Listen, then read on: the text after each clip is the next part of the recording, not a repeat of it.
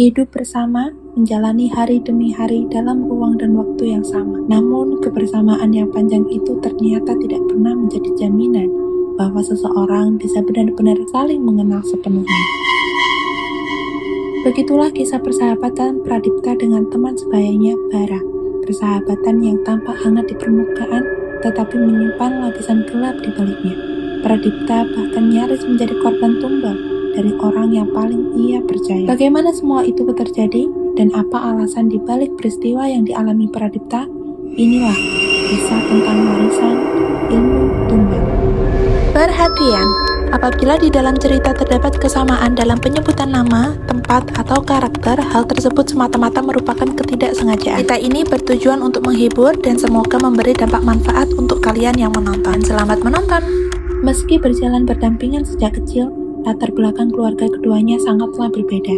Pradipta tumbuh dalam keluarga sederhana serba terbatas. Sejak bekerja, sebagian besar gajinya selalu ia sisihkan untuk dikirim ke kampung demi membantu orang tuanya.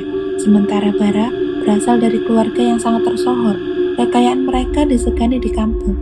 Tanah luas, rumah-rumah besar, mobil berjejer, serta makanan enak yang tidak pernah habis. Bara dan kedua adiknya tidak pernah merasakan kekurangan sedikitpun. Tentang pekerjaan orang tua Bara, hingga Pradipta dewasa, ia tidak pernah benar-benar mengetahuinya. Setiap kali Pradipta bertanya, Baru selalu menjawab singkat, dingin, bahkan terkesan jutek. Nada bicaranya seolah menutup ruang untuk pertanyaan lanjutan. Sejak saat itu, Pradipta memilih untuk tidak lagi mencampuri kehidupan keluarga Bara. Di kota, kehidupan mereka pun berjalan dengan pola yang serupa. Hampir seluruh kebutuhan hidup Pradipta ditanggung oleh Bara. Mereka tidak menyewa rumah atau kos bersama. Keluarga Bara justru membelikan sebuah rumah di kota untuk mereka tinggali selama masa kuliah hingga bekerja. Gaji Pradipta tidak tersentuh untuk biaya tempat tinggal. Uang itu ia kirimkan ke kampung.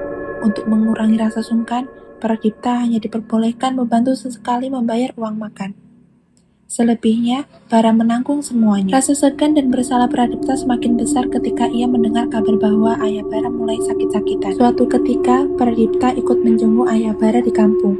Ayah Bara hanya berdiam di atas kasur. Tubuhnya lemah, tak lagi mampu berdiri atau berjalan. Segala kebutuhannya harus dibantu oleh orang-orang di rumah itu. Namun yang membuat Pradipta heran, meski tubuhnya lemah, ayah Bara masih bisa berbincang dengan lancar. Ingatannya pun tampak utuh. Saat Pradipta bertanya pada ibu Bara, jawabannya singkat, seolah menghindari pembahasan panjang. Ia hanya menjawab jika ayah Bara sakit orang tua. Selama kunjungan itu, Pradipta menyimpan rasa ganjil yang sulit dijelaskan. Ia belum pernah melihat orang sakit dengan kondisi seperti itu sebelumnya. Kamar ayah Bara sangat gelap. Pencahayaan hanya berasal dari beberapa lilin di sudut ruangan. Aroma dupa menyengat memenuhi udara. Di dekat ranjang, tepat di bawahnya terdapat guci kecil berisi air mawar dan sebuah wadah penuh bunga-bunga. Semuanya terasa tidak wajar. Pradipta menahan pertanyaan yang ingin sekali ia lontarkan. Entah apa tujuan bunga-bunga itu berada begitu dekat dengan ranjang orang yang sedang berbaring lemah. Sejak kunjungan itu, Pradipta tidak lagi menjenguk ayah Bara.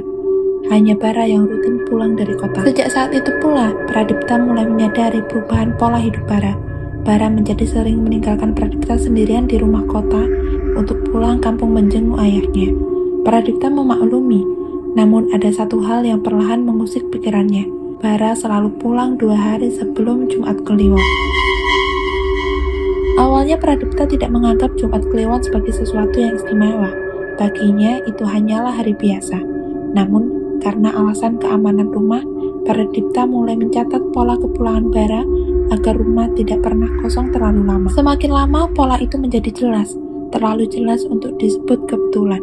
Hingga suatu malam, kabar duka datang. Ayah Bara meninggal dunia di tengah malam dengan kondisi yang sangat memprihatinkan. Wajahnya memerah, matanya melotot seolah hampir keluar, dan lidahnya menjulur dari mulutnya. Pradipta mengetahui hal itu dari orang-orang yang membantu proses pemakaman. Ia sendiri datang terlambat dan hanya sempat mengikuti proses penguburan. Yang paling membuatnya heran, kematian ayah Bara tidak mengubah kebiasaan Bara. Ia tetap pulang 2 hari sebelum Jumat Kliwon. Alasannya kini berbeda.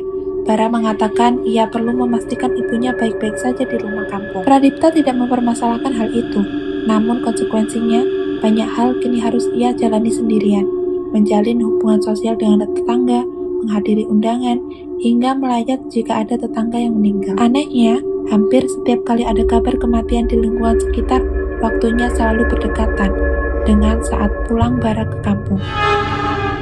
Semua itu sering diceritakan Pradipta kepada Bara, sekedar berbagi pengalaman. Ia juga menyampaikan keganjilannya tentang jarak kematian yang terasa berdekatan, tentang orang-orang yang meninggal mendadak. Namun tanggapan Bara selalu datar, tidak terkejut, seolah semua itu sudah ia ketahui. Sejak ayahnya meninggal, Bara berubah. Ia menjadi pendiam, menyimpan banyak hal sendirian. Pradipta merasakan jarak, tetapi memilih diam, hingga 2 tahun berlalu. Suatu malam, Bara berkata pelan, memecahkan keheningan. "Pra, kalau suatu hari aku mati tiba-tiba, kamu bakalan kaget enggak?" Ucapan itu membuat Pradipta tertegun. Ia mengira Bara tertekan oleh tanggung jawab keluarga. Ia menenangkan Bara, menawarkan bantuan, bahkan berniat membayar sewa rumah. Namun Bara hanya tertawa kecil dan menepi semua itu. Beberapa hari kemudian, Bara berpamitan pulang kampung dengan alasan peringatan tahunan kematian ayahnya. Sebelum benar-benar pergi, Bara berpamitan dengan mengucap, maafkan aku ya, jika aku punya salah sama kamu, Pra." Itu adalah terakhir kalinya Pradipta melihat Bara hidup. Seminggu kemudian, di malam Jumat Kliwon, Bara meninggal dunia. Pemakaman berlangsung hikmat. Di sanalah adik Bara akhirnya menceritakan semuanya tentang warisan ilmu santet, perjanjian dengan jin, dan pengorbanan terakhir Bara. Sudah sejak lama, Pradipta tahu bahwa keluarga Bara adalah keluarga yang sangat kaya. Bukan hanya dari keluarganya saja, melainkan sudah terkenal sejak lama. Dari beberapa generasi sebelumnya hingga pada generasi Bara. Untuk menjaga kekayaan yang tidak pernah punah, keluarga Bara menurunkan sebuah budaya santet agar para roh bisa melancarkan semua usaha yang dimiliki oleh keluarganya. Konon, katanya kakek buyut mereka telah terikat perjanjian dengan jin agar selalu bisa menyediakan kematian manusia dan akan digantikan dengan kekayaan yang melimpah. Ketika penyakit mulai menggerogoti tubuhnya, semuanya pun dibuka secara terang-terangan. Ia menjelaskan asal-usul perjanjian itu dan berniat menurunkan ilmu tersebut kepada Bara. Bara sempat menolak, namun penolakan justru akan menjadi bumerang. Jika perjanjian itu dilanggar, ayahnya akan dikorbankan sebagai santapan para jin, dan keluarga mereka pun akan jatuh ke dalam kemiskinan yang paling hina. Terdesak oleh keadaan dan tak ingin ayahnya berakhir tragis, Bara akhirnya menerima warisan ilmu itu. Ia mulai menjalankan ritual seperti yang dilakukan ayahnya setiap Jumat Kliwon. Itulah sebabnya, 2 hari sebelum Jumat Kliwon, Bara selalu berpamitan dan mengatakan akan menjenguk ayahnya. Pada saat-saat itulah, ketika ayahnya masih sanggup berbicara, ia mengajarkan Bara bagaimana cara kerja santet tersebut. Ketika ayahnya meninggal, Bara telah mahir menjalankan ilmu itu. Namun keresahan tak pernah benar-benar meninggalkannya. Ia menyampaikan kegelisahannya kepada adik laki-lakinya. Bara sadar, ilmu ini bukanlah sesuatu yang baik dan harus dihentikan.